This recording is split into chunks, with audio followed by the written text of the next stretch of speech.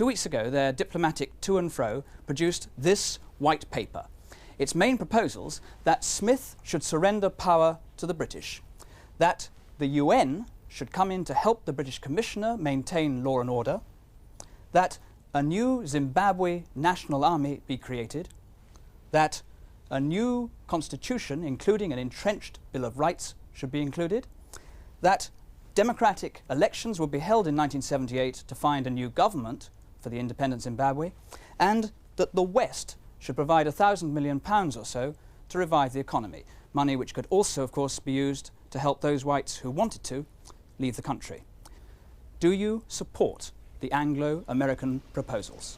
The short answer is yes, I do. I honestly believe that the present proposals, a base for negotiations, a good base, I believe, a good base for negotiations to reach a settlement. So President Nyerere gives his crucial blessing to the proposals. A blessing that hinges, however, on a fundamental concession that he won from the British at the very last moment. The issue is the army. The white paper simply states that a new Zimbabwe National Army will in due course replace all existing armed forces in Rhodesia. Two armies now confronting one another, and the Smith army really has to go, and the new army of Zimbabwe has to be based on the liberation forces. And it is clear to you that when Dr. Owen has said that the new army will be based on the liberation forces, that implies the complete dismantlement of the Smith army, as you put it. Well, I'm saying one army has to go. This is the meaning of this confrontation. If this war were to go on for the next 2, 3, 4, 5 years, Smith and his army will have to go.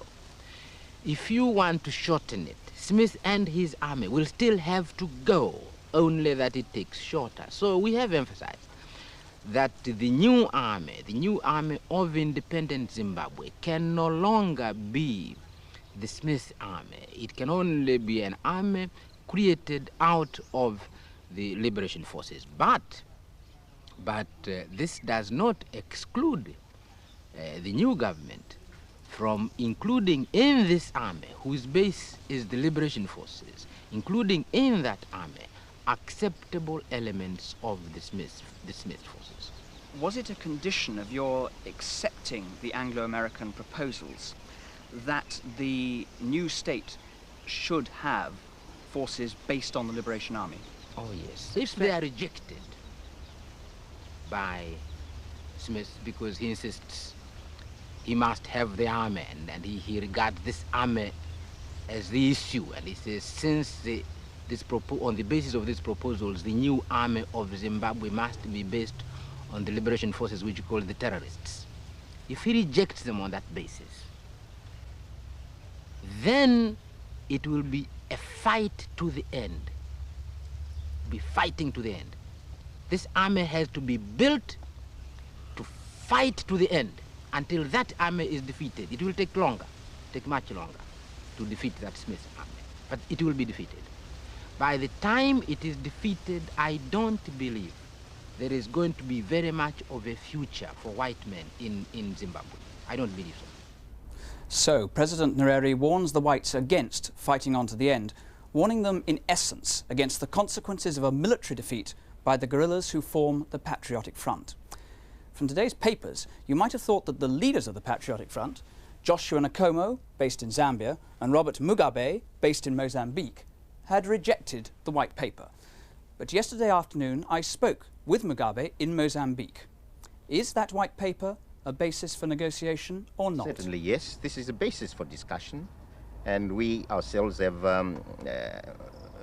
examined it, analyzed the various provisions, and we have now come out with our reaction to the proposals.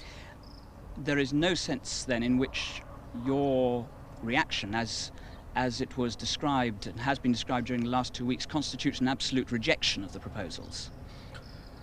We have examined the proposals, and we note in the proposals that there is an acceptance by Britain for example, of the principle of independence as a non-negotiable right of the people of Zimbabwe. That the British, in agreement with us, are for democratic elections. Is there anything in the proposals which is wholly unacceptable, which would impede your participation in the transition period which would lead to independence? The transitional period is, the power structure of the transitional period is completely ridiculous. We cannot allow ourselves to be outmaneuvered during the transitional period. Does that mean that unless there is substantial change, you will not take part in the process that might lead towards those elections? That's quite true. Unless the British revise this power structure of the transitional period, we cannot see ourselves participating in any elections at all. The crucial issue here is whether Britain will, alongside us, lead the country to independence, or whether she alone would like to do so.